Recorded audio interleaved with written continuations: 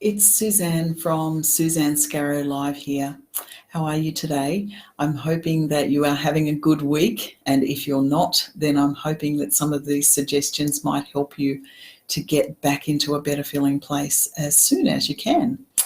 So one of the burning questions that a lot of my clients bring is, who am I and what am I meant to be in this life? And the big question is, how are you supposed to know that? How can you decide from this tremendous buffet of possibilities that life offers you? And big question that clients ask is, what if I make the wrong choice? What if I go off on the wrong direction?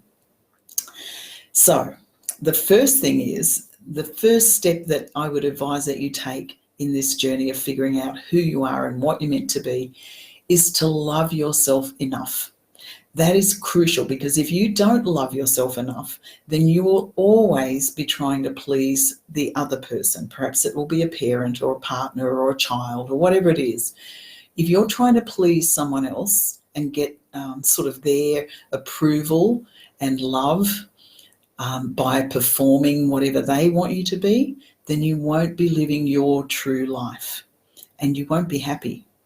But if you love yourself enough to think, well, I really would like their approval, but I would like my approval more. I would like to love myself more, because I know that's going to give me the best opportunity to live the best version of my life. Now you're on track. Okay, so it may sound selfish, but I give you permission hereby to be selfish, if that's the word, self-loving, I would like to call it.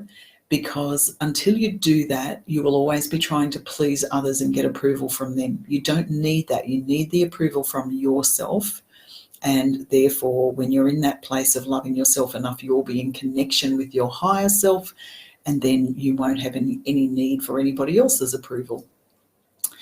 So when you do that, when you know that you are a good and worthy person, you will feel free to make the choices that are right for you. Now, if you don't yet know that you're a good and worthy person, would you trust me enough to hold that for you? Because I believe it completely. I have no doubt whatsoever in my mind that you, yes, you, are a good and worthy person already.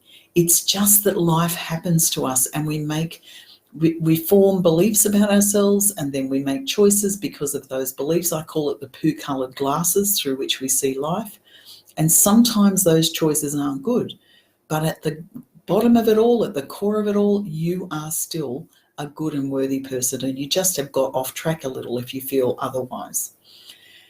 Okay, so second thing is, and the third and fourth and fifth and sixth and seventh and 10th and 100th step too, is to trust your emotional guidance. So if you're making a choice and it feels good to you, then that's the right choice. If you're making a choice and it doesn't feel good, that's probably the wrong choice. It's probably taking you off in the wrong direction. So be guided by your emotions. Your emotions are actually an indicator of whether you are in alignment with who you really are, or whether you're out of that alignment. The more good you feel, the better you feel, the more in alignment you are. The worse you feel, the more out of alignment you are. It's a really simple way to figure out if you're going in the right direction. Now, does that mean if you're feeling bad, that's a bad thing? No, it doesn't. It just means that this experience of whatever it is that's making you feel bad is giving you the impetus to go off in a different direction. So, for example, if you made a choice, let's say, all those amazing young people who are finishing their education now and they're making choices about the rest of their life, if that's you, then when you go to make that choice and you actually start along that process and it doesn't feel right, that's okay. That is really, really okay. It's a good thing, because it's actually helping you to decide that this is not for you. Okay, so, and it's not a bad thing. It's not that you've made a mistake or that you're a failure. All of that is just nonsense.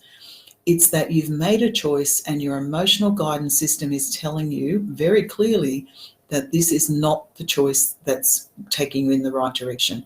So it's giving you that sort of push to make a different choice now. And you can do that. You can always, always make a new choice. Every new day is a new opportunity to change who you are, to make a new version of yourself. So use it. Don't feel like you're locked into something because you made a choice about it. If somebody's trying to convince you of that, it's a lie, and it's not going to serve you to listen to that. If you have made a choice and it doesn't feel right, make a new choice, please. Okay. All right. So absolutely, if you don't feel good about something, whether it's a choice that you've made about your career, or whether it's a relationship that you're into, or whether it's whatever it is, a dress that you're putting on, or the set of clothes that you're putting on, or whatever it is, if you don't feel good about it, it's a warning bell for you from your guidance system, your emotional guidance system. It's like your GPS system, and it's warning you, alerting you to the fact that this might not be the right direction for you to take. You might be off on the wrong direction, and it's just asking you to make a different choice. Maybe it's even about the thoughts that you're having. If you're having thoughts and they don't make you feel good, then you're taking your thoughts in the wrong direction, and you can deliberately change those thoughts. So don't feel like, whoa, gosh, I'm feeling depressed and that's who I am, because it's not.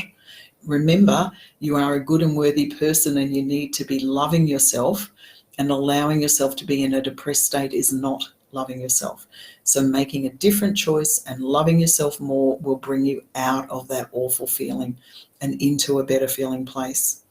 Now, obviously, from what I'm saying, following your bliss would be the ideal way to make your choices. Now, that is not always easy, but if you can do it, boy, you would be living a really good life in, the path of least resistance, with life flowing through you. That would be amazing. But if you're not yet there, just keep reaching for it. You're not here to be perfect. There is no such thing as perfect. It's a false perception, a false belief that we try to fulfill. You cannot be perfect. So if you're trying to do that, stop it right now, because you're just giving yourself a hard time. You cannot be perfect. You are not made to be perfect. You were made to try things and figure out whether it felt right, and if it doesn't feel right, to try something else.